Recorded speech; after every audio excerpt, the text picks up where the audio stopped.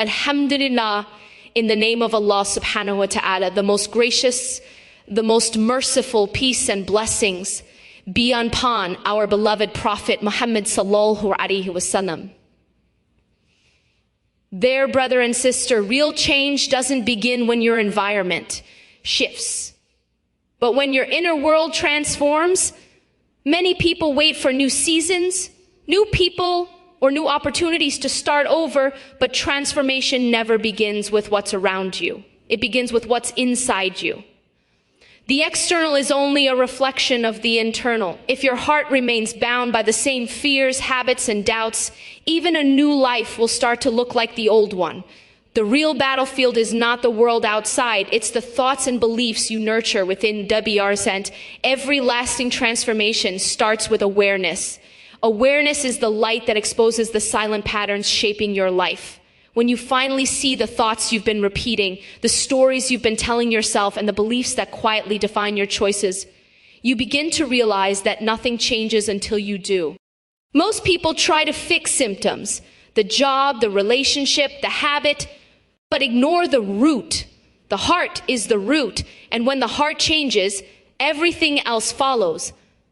The heart is not just a spiritual metaphor, it is the command center of your life. Every word, reaction, and decision flows from what your heart holds. That's why divine wisdom calls you to purify it. Not for perfection, but for alignment. A pure heart doesn't mean one without mistakes. It means one that returns quickly, that surrenders rather than resists, that seeks truth even when truth is uncomfortable. The real change happens when you begin to take responsibility for your inner condition. Transformation often feels invisible at first. You don't see immediate results when you change your mindset or when you shift your focus toward gratitude and prayer. But these inner movements reshape your foundation. Just as seeds grow in the dark, real change begins in silence, in the private decisions you make when no one is watching. It's the choice to forgive when it's hard, to stay disciplined when no one applauds, to believe in mercy when shame whispers louder. The reason many people never experience lasting change is because they want the result without the renewal. They want transformation without surrender. But God doesn't remodel what he hasn't first emptied. The process of inner change often feels like loss because you're letting go of identities, habits, and attachments that once defined you. Yet in that release, you create space for divine rebuilding, for new strength, new peace, and new clarity to rise from what was once broken. The world teaches you to focus on what you can control outwardly, your appearance, your status, your success. But faith calls you to focus on what truly matters, your intentions, your sincerity, your inner alignment. When your inside becomes right, your outside naturally follows. You don't need to force change, you need to nurture it. Just as a tree doesn't push its fruit into existence, but simply stays rooted in good soil, your growth will manifest when your inner soil is cultivated with care. Inner change is not a one-time event, but a lifelong practice. Every day you are faced with choices, to react or to reflect, to blame or to learn, to harden or to heal. Each decision you make becomes a brushstroke on the canvas of your becoming over time. Small, consistent acts of awareness create transformation that no external force can undo. You don't change by trying to be someone new. You change by returning to who you were always meant to be. When you stop waiting for circumstances to shift and begin to work on your heart, your world starts to realign. You begin to attract what matches your growth, not your wounds. Peace replaces chaos, purpose replaces confusion, and strength replaces fear. You start to see that what happens around you is only a mirror of what's happening within you. And when your inner world becomes a place of truth, grace, and surrender, everything else begins to move in divine order. Pain is not always a sign that something has gone wrong. Often, it's the whisper of the divine calling you closer. When everything feels stripped away, when comfort leaves and the familiar breaks, it is not rejection, it's redirection. Pain exposes the parts of you that have been numb, ignored, or attached to illusions. It awakens your soul to the truth that you were never meant to find peace in what is temporary. In its rawness, pain becomes sacred ground, the place where you are invited to see God, not as a distant idea, but as a present reality. We often misinterpret pain as divine punishment because we equate comfort with blessing. But the Creator does not measure your worth by how easy your life feels. Growth and ease rarely coexist. The fire that refines gold doesn't destroy it, it purifies it. In the same way, your struggles are not meant to crush you, but to cleanse you, to remove what is false so that what is real can shine. Pain becomes holy when you stop asking, why me, and begin asking, what is this teaching me? Every wound holds a message. The ache in your heart, the loss, the disappointment, they are all invitations to return to what truly matters. Pain strips away pretense and pride. It humbles you enough to pray, to seek, to listen. It reminds you that you are not in control, and yet you are deeply cared for. The moments that hurt the most often reveal how tightly you've held on to what could never sustain you. Through that breaking, God invites you to rebuild your foundation on what cannot be shaken. Divine love is not proven in the absence of suffering, but in its transformation. The same God who allows pain also gives meaning to it. He does not delight in your tears, but He uses them to water the seeds of your growth. Sometimes the only way He can get your attention is through discomfort, not to harm you, but to heal you. Pain breaks the illusion of self-sufficiency. It draws your heart toward surrender. It is not punishment. It's preparation for a deeper kind of strength. When you begin to see pain as an invitation, not an enemy, your response changes. Instead of resisting, you start to lean in. You begin to trust that there is purpose even in the dark, that God's silence is not absence but intimacy. Pain doesn't always bring answers, but it brings awareness. It softens your heart to compassion, makes you slower to judge, and teaches you how to love others in their own valleys. What once felt like breaking becomes the beginning of becoming. Pain also reveals the depth of your faith. It exposes whether your trust in God is conditional or constant. Anyone can have faith in comfort, but real faith is proven in confusion. When you continue to believe, even when you don't understand, you shift from religion to relationship. Pain becomes the classroom where trust matures and where surrender turns from theory into truth. In that space, you realize that your suffering was never wasted. It was sacred training for resilience. You can't avoid pain, but you can decide what it produces in you. It can either make you bitter or make you wise. Every tear can either harden your heart or deepen your soul. The divine invitation in pain is not simply to survive, but to awaken, to learn how to see beauty through brokenness and to find light even in the cracks. Healing doesn't erase pain, it transforms it into understanding. That transformation is what allows you to carry peace even when life remains uncertain. In the end, pain is the language of transformation, a message written in tears but interpreted in grace. It calls you to return to your source, to let go of illusions, and to anchor your heart where peace is not circumstantial. When you begin to honor pain as a divine invitation, you stop running from it and start listening to it. Through every ache and every loss, you're being reshaped for something higher, something purer, something eternal. Detachment is not about abandoning the world. It's about no longer being enslaved by it. It's learning to live fully engaged without being owned by what you possess, what you fear, or what you crave. Most people mistake attachment for love, but true love frees. It doesn't chain. When you are attached to the temporary, your peace rises and falls with circumstance. Detachment doesn't mean you stop caring. It means you stop clinging. It's the practice of holding everything lightly, knowing that everything in this life is on loan, not ownership. The human heart was not created to attach to what perishes. When you hold on too tightly to people, possessions, or positions, you begin to depend on them for a sense of identity that only the divine can provide. The more you anchor your worth in the temporary, the more unstable your peace becomes. Detachment is the discipline of realignment.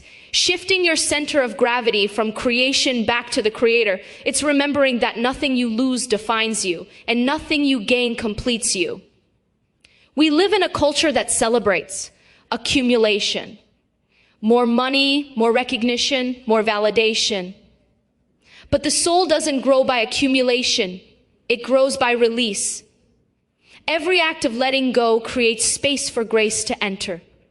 Detachment doesn't make you indifferent. It makes you clear. It teaches you to love without control, to serve without expecting return, and to exist without the constant anxiety of losing what you think you need. The less you grip the temporary, the freer your hands become to receive the eternal. Attachment breeds fear because fear is always rooted in loss. You fear losing what you think you can't live without, but when your heart belongs to what cannot be taken, to the eternal, to God, fear begins to fade. Detachment dismantles the illusion of control. It teaches surrender, the kind that isn't passive but peaceful. When you trust that the one who gives is also the one who sustains, you can move through life without panic, without desperation, without pretending to hold together what was never in your hands. The beauty of detachment is that it doesn't make life smaller. It makes it more meaningful. When you stop depending on outcomes for your peace, you begin to find joy in the process itself. You discover beauty in simplicity, value in presence, and strength in surrender. You no longer chase moments, you inhabit them. Detachment allows you to love people more deeply because you no longer need them to complete you. You can finally see others as they are, not as extensions of your insecurity. Every attachment is a mirror showing you where you've misplaced your worship. When you can't let go of something, it reveals the part of you that's forgotten who your source is. The act of detaching is a form of devotion, a return to divine dependence. It is not rejecting blessings, but recognizing their purpose. To lead you back to the one who gave them. The things of this world were never meant to hold your soul. They were meant to direct it. Detachment brings you back to the balance where you can appreciate without idolizing. To detach is to breathe again. It's the moment your heart releases its grip and remembers that it was never meant to carry the weight of permanence. Every ending becomes less tragic when you understand it's part of the design. God removes only to make room, closes doors only to redirect you, and takes away only to give differently. Detachment teaches you to trust timing, to trust loss, and to trust love, because all of it flows from the same source that never abandons. In learning to detach, you begin to belong to what's eternal. You stop chasing shadows and start seeking substance. You stop living in fear of losing and start living in gratitude for what is. Detachment opens the heart to a freedom that the world can't promise. A peace not dependent on possession, a joy not tied to condition, and a love not limited by form. It's in letting go of what fades that you finally make space to hold what lasts forever. Faith has never been about feeling fearless. It has always been about choosing trust in the presence of fear. Fear is a natural part of the human experience, but faith is a supernatural response to it. The goal isn't to erase fear, but to anchor yourself so deeply in trust that fear no longer dictates your direction. Faith doesn't silence the storm. It teaches your heart to rest in the middle of it. It's not denial of reality. It's confidence in a higher reality that exists beyond what your eyes can see. When fear appears, it's not a sign that your faith is weak. It's an invitation to strengthen it. Fear exposes where your trust is still conditional, where your security still depends on what you can control. Faith begins where control ends. It's the quiet decision to say, even if I don't understand, I will still move. It's the act of stepping forward when your emotions scream to stay still. Fear looks for safety. Faith looks for meaning. One hides, the other builds. Faith is not born in comfort. It's refined in uncertainty. It grows in the tension between what you hope for and what you can't yet see. Every time you choose trust over panic, your faith expands. God doesn't require you to be fearless. He asks you to be faithful. The courage of faith is not in the absence of trembling, but in moving through it. Fear may knock on the door of your heart, but faith decides who gets to stay. Every story of faith is also a story of fear overcome. The prophets, the righteous, the saints, none of them walked past free of doubt or danger. What set them apart was not perfection, but persistence. They acted not because they were unafraid, but because they knew who walked with them. Faith is what allows you to walk into the unknown with peace, because you've stopped asking, what if I fall? And started trusting, what if I fly? It's not blind optimism, it's conscious surrender. Fear often disguises itself as logic, the voice that says, wait until it's certain, until it's safe. But faith whispers, go when called, even if it's not clear. Trust doesn't always make sense from the outside. It's not meant to. Faith asks you to move while still afraid, to speak even when your voice shakes, to believe even when the evidence seems absent. The deeper your trust grows, the quieter fear becomes. Not because it disappears, but because it loses authority over your decisions. Faith transforms fear into focus. Instead of obsessing over what could go wrong, you begin to lean into what could go right and who is guiding it. Fear narrows your vision to the threat. Faith widens your sight to the promise. Where fear sees impossibility, faith sees invitation. It doesn't deny the mountain in front of you. It simply believes there's a way through it. The moment you choose trust, the impossible begins to bend. You can have faith and still feel afraid. The difference is what you allow to lead you. Fear says, stay where it's safe. Faith says, step where it's sacred. Fear looks at the storm and trembles. Faith looks at the same storm and remembers who commands it. It's not the absence of fear that defines your faith, but your refusal to let fear define you. The decision to trust is a daily act, not a one-time event. It's choosing again and again to believe that God is still good, even when life doesn't feel that way. Faith and fear may walk together, but only one gets to hold your hand. Faith teaches you that courage isn't loud. Sometimes it's as quiet as a breath, as small as a step, as simple as saying yes one more time. It's a decision made in the unseen, a surrender whispered in the dark. When you choose to trust despite trembling, you are not failing at faith. You are living it. Everything you nurture in your life expands. Your thoughts, your habits, your emotions, your faith. The principle is simple but profound. What you feed grows and what you starve dies. If you constantly feed fear, it becomes your worldview. If you feed hope, it becomes your foundation. Life responds to what you cultivate. Every moment you are watering something, your faith or your doubt, your peace or your anxiety, your discipline or your distractions. What you give attention to is what takes root in your soul. The heart is like fertile soil. It doesn't choose what to grow. It simply grows whatever is planted and nourished. If you feed it with negativity, comparison, and self-pity, you'll harvest bitterness and insecurity. But if you feed it with gratitude, patience, and remembrance of God, it will bloom with peace. The key isn't in controlling what comes your way, but in choosing what you allow to stay. Every thought entertained, every word spoken, every emotion indulged is a seed that either strengthens or weakens your inner life. You can't expect spiritual strength if you constantly feed on what depletes you. You can't live in peace while feeding on chaos. Just as the body weakens without proper nourishment, the soul decays when starved of light. Prayer, reflection, and remembrance are not rituals for the pious, they're food for survival. When you neglect them, you begin to feel empty, anxious, and detached from purpose. But when you feed your spirit with truth, consistency, and humility, you grow in alignment with who you were always meant to become. What you feed with time becomes your master. Attention is the currency of the soul. Whatever you invested in multiplies its influence over you. Feed your ego and pride will rule you. Feed your greed and discontent will consume you.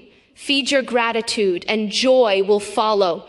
You don't conquer darkness by fighting it endlessly. You conquer it by starving it. Stop giving energy to what drains you. Stop watering what withers your peace. When you shift your attention, you shift your outcome. Feeding your soul is not about grand gestures. It's about quiet consistency. The same way a plant doesn't grow from one heavy watering, but from daily care, your spirit flourishes through small, steady practices, a few moments of sincere reflection, a whispered prayer, a verse remembered in struggle. These are the daily meals of the heart. The more you feed truth, the less space deception has to grow. The more you feed humility, the quieter the voice of arrogance becomes. Growth is simply the sum of your spiritual diet. Starving something doesn't always mean cutting it off instantly. Sometimes it's the slow withdrawal of attention. You starve anger by refusing to replay the story that fuels it. You starve envy by celebrating others instead of comparing. You starve despair by reminding yourself of past victories. Every time you withhold energy from negativity, you weaken its grip. The things you refuse to nurture eventually lose power over you. What dies through neglect often makes space for what deserves to live.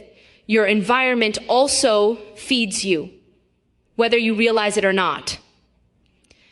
The people you surround yourself with, the content you consume, the conversations you entertain, all of them pour something into your spirit. If you want to grow peace, stand where peace grows. If you want to strengthen faith, immerse yourself where faith is spoken and lived. The soil of your life matters as much as the seed.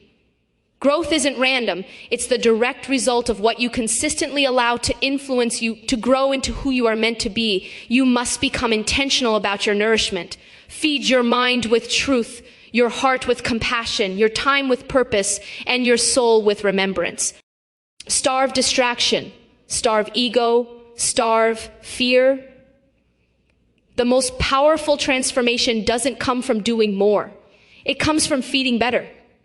You become what you repeatedly nurture, and your inner world will always reflect what you've been growing in secret. Healing isn't about erasing the past. It's about transforming your relationship with it. You don't heal by pretending the pain never existed. You heal by learning to see it through the eyes of wisdom instead of wound. Many people think healing means the memory stops hurting, but true healing means the memory no longer controls you. It's the quiet shift from asking, why did this happen to me, to understanding, what did this teach me? The event remains the same, but the meaning evolves. The past doesn't lose its power because it disappears. It loses its power because you stop feeding it the same story. Every painful experience carries two versions, the one that breaks you and the one that builds you. Healing happens when you begin to choose the version that brings growth. You stop replaying the pain as proof of your brokenness and start retelling it as evidence of your becoming. You begin to honor what once hurt you, not because it was good, but because it shaped strength within you that couldn't have been born any other way. To remember differently is to reclaim your narrative. It's refusing to let your past dictate your identity while still acknowledging it as part of your journey. Healing asks you to revisit the same memories, not to dwell in them, but to reinterpret them. The same betrayal that once defined your pain can later reveal the depth of your resilience. The same loss that once shattered you can later show you the beauty of surrender. Healing doesn't erase your history, it redeems it. Forgiveness is often the turning point between remembering with pain and remembering with peace.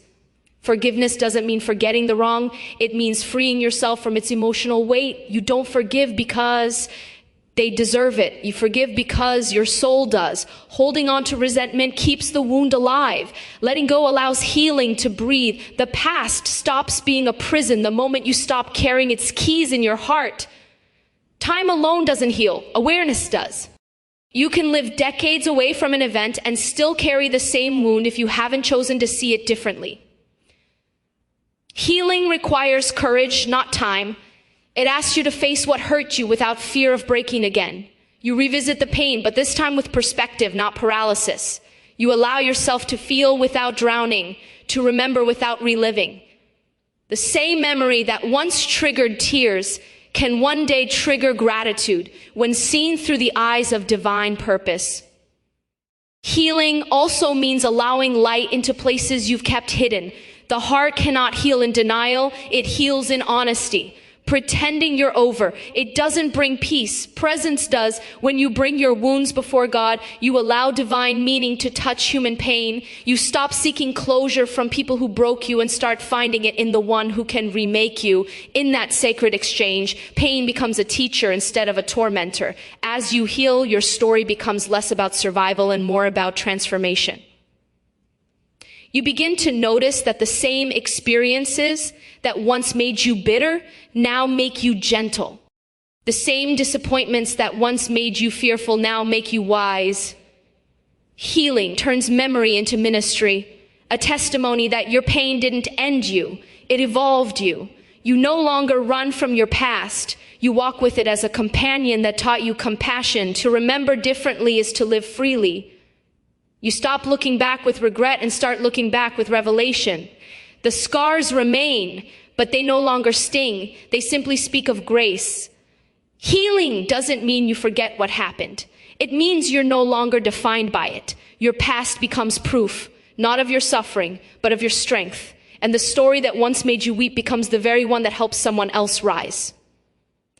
Silence is not emptiness. It is the sacred space where the soul learns to speak. In a world that glorifies noise, constant talking, and endless stimulation, silence becomes rebellion, a return to presence. It's in silence that you finally hear what the heart has been trying to say beneath all the chaos.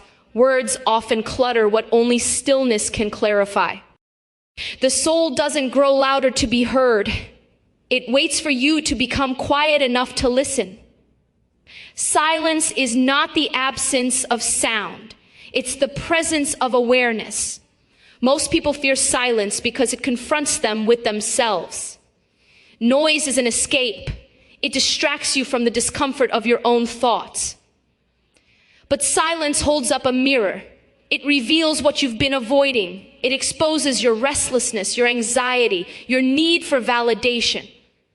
In that exposure, it also offers healing. When you sit long enough with silence, it begins to wash away everything false. The masks fall, the pretenses fade, and what remains is truth, raw, unfiltered, divine truth. Silence is the meeting place between the human and the divine. It is where your voice quiets so God's whisper can be heard. In the stillness, you begin to sense guidance that noise once drowned out. You realize that revelation rarely shouts. It arrives as a gentle knowing, a peace that doesn't need explanation. The prophets, the sages, the wise, all found clarity, not in speaking more, but in listening deeply. Silence teaches that prayer isn't only about words going up, but about wisdom coming down. When you embrace silence, you begin to understand that not everything needs to be spoken to be known.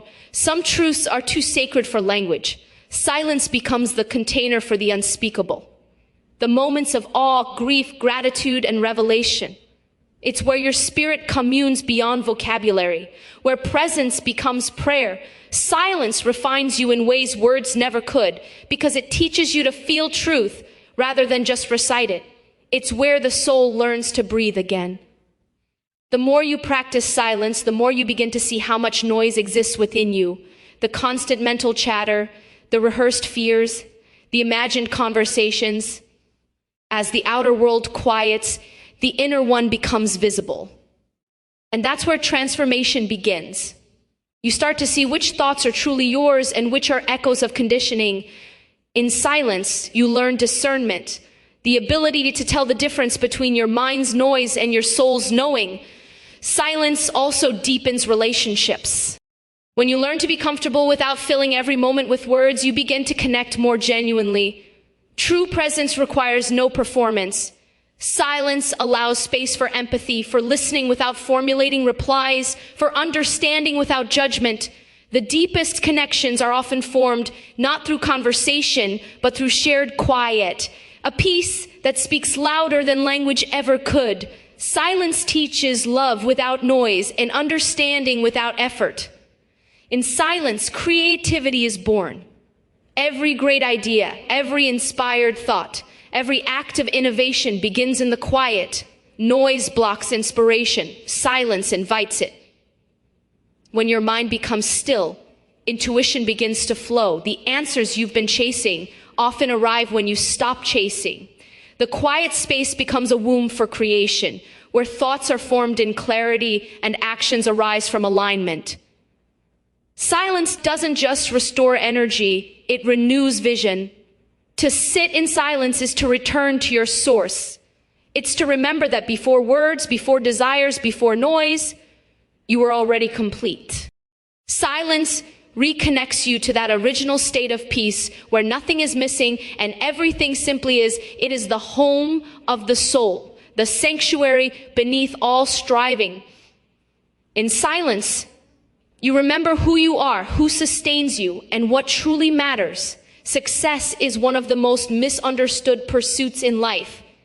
Most people chase it without ever questioning what it truly means. They inherit definitions from society, wealth, recognition, power, status, and then spend their lives pursuing someone else's version of fulfillment. But real change begins the moment you redefine success for yourself. When success stops being about how much you have and starts being about how aligned you are, your entire direction shifts. The outer world may not immediately change, but your inner world finds peace. When your definition of success changes, your values follow. You begin to see that achievement without purpose feels empty. The world teaches you to measure progress by visible results, but the soul measures it by invisible growth, by patience learned, humility developed, and faith strengthened. You start realizing that success isn't about being ahead of others. It's about being aligned with your calling. It's not about competition, but contribution. You begin to ask not how far have I gone, but how true have I been? Redefining success also changes the pace of your life. When success is external, you rush. When it becomes internal, you rest. The pressure to prove yourself fades when your worth is no longer dependent on performance. You stop chasing validation and start cultivating meaning. Success turns from a race into a rhythm. You begin to celebrate small progress instead of despising it, because you now understand that real success is not about how fast you go, but how faithfully you grow. Your relationships also begin to transform. When success is defined by ego, people become tools for your goals. But when success is defined by love and impact, people become your purpose. You stop networking to climb and start connecting to serve. You measure your influence. Not by how many follow you, but by how many you uplift. Success stops being a spotlight and becomes stewardship. The responsibility to use what you've been given to make something better, kinder, and more eternal. This shift also changes how you handle failure. If success is purely external, failure feels fatal. But if success is about alignment with truth, even failure becomes sacred. You start to see that closed doors are not rejection, but protection. You no longer fear falling because you understand that every setback is a setup for refinement. Failure no longer defines your identity. It refines your integrity. When your purpose is growth, nothing is wasted, not even the detours or the delays. When your success becomes rooted in meaning, gratitude takes the place of greed. You stop constantly asking for more and start thanking for enough. The emptiness that comes from endless wanting begins to dissolve, replaced by the quiet fulfillment of being present. Success stops being a distant destination and becomes a daily posture, a way of living with integrity, faith, and gratitude regardless of circumstance. You begin to realize that the greatest success is peace of heart. This redefinition also reorders your priorities. You stop trading what is eternal for what is immediate. The soul awakens to the truth that no amount of external success can compensate for internal emptiness.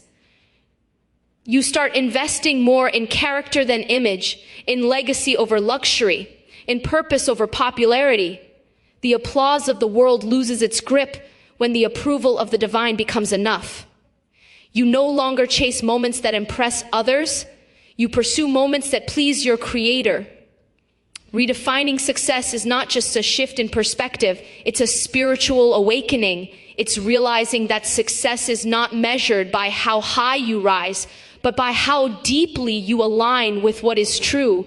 It's when you stop living to be seen and start living to be significant.